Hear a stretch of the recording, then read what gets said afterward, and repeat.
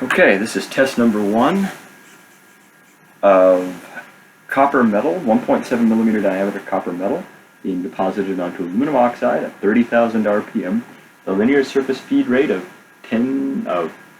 75 millimeters per minute over a total track length of 10 millimeters and a total Z feed distance of 0.125 millimeters.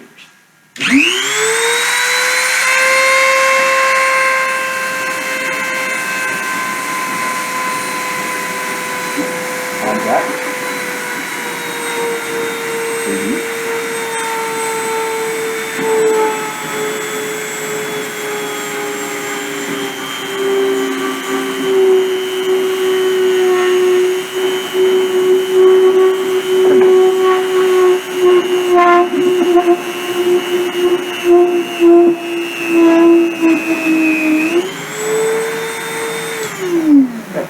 Video off.